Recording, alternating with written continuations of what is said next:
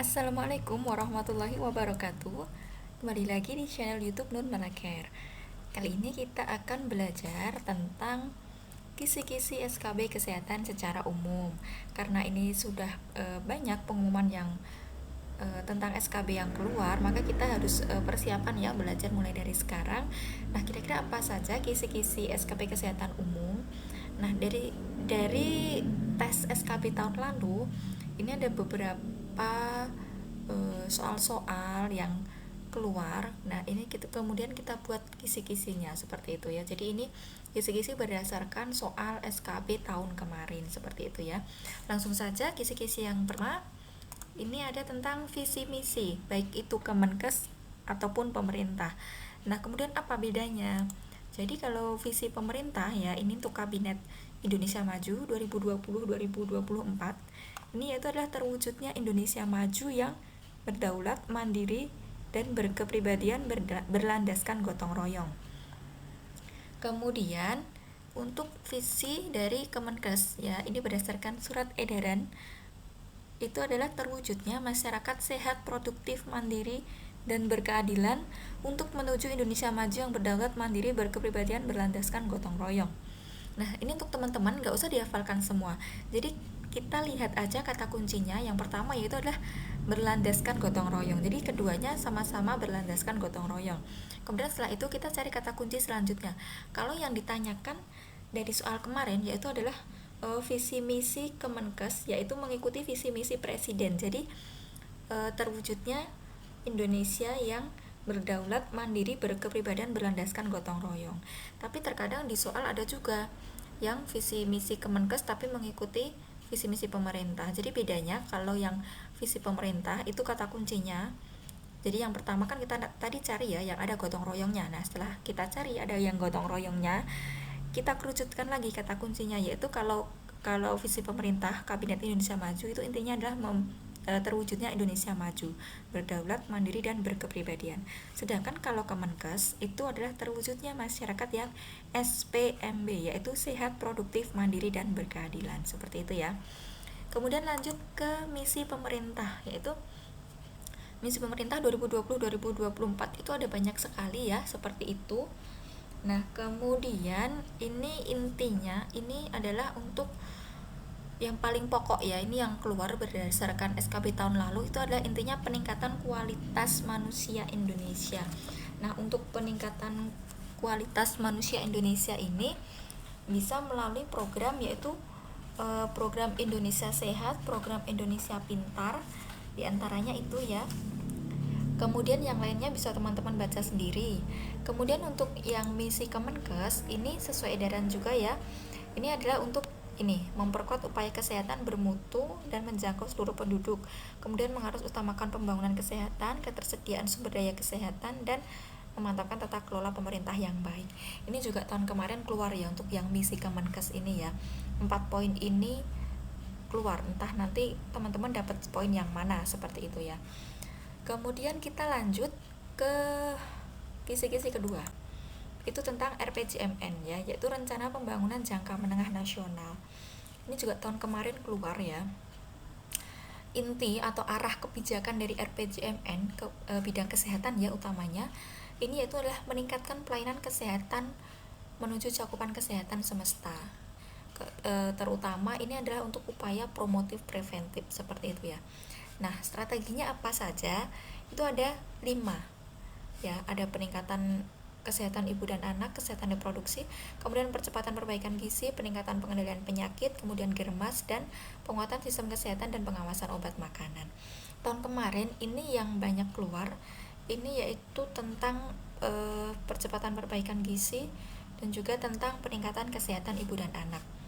Untuk yang lainnya tetap dipelajari ya. Ada juga germas, ini juga ada beberapa yang keluar juga seperti itu.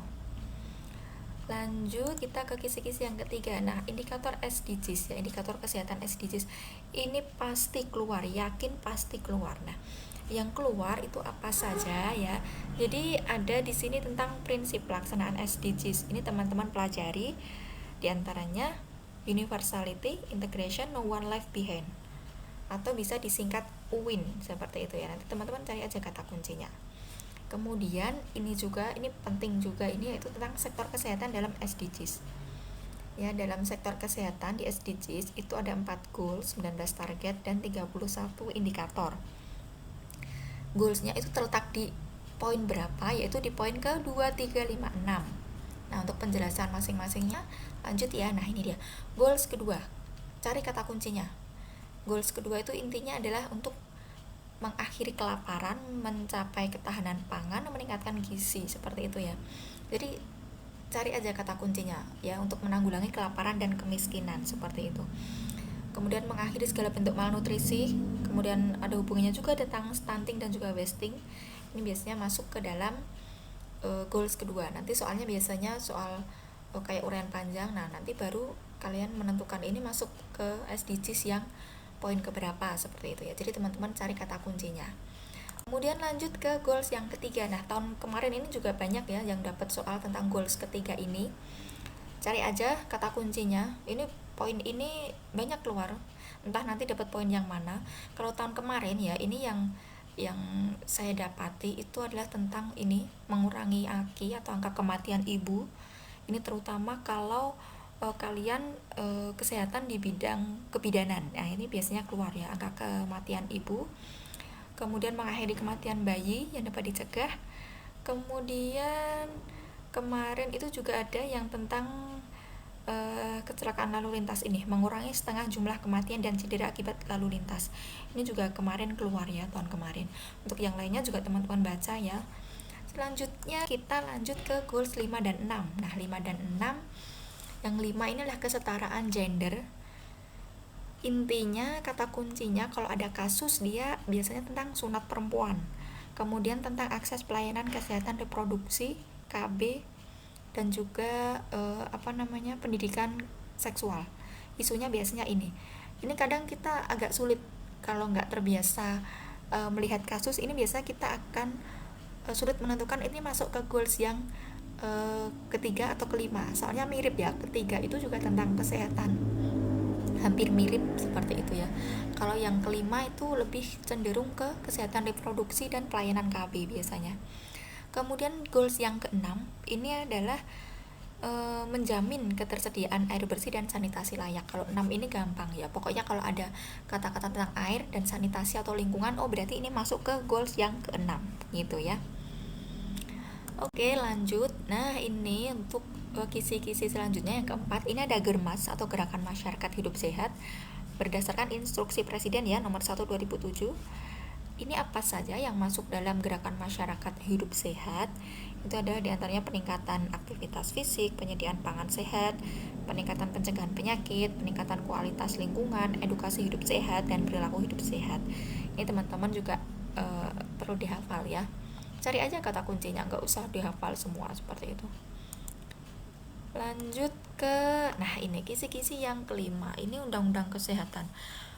Undang-undang yang keluar di soal SKP tahun kemarin itu banyak sekali ya, tapi ini yang paling banyak keluar yaitu tentang Undang-Undang 36 2009, yaitu tentang kesehatan. Yang kemarin ada yang dapat SKB tentang ini, pasal 75 sampai 77 tentang aborsi. Jadi pasal 75 itu teman-teman pelajari ya, 75 sampai 76 itu ada tentang larangan aborsi, tentang syarat aborsi, seperti itu. Teman-teman pelajari nanti ya. Kemudian lanjut Undang-Undang 36 tahun 2014.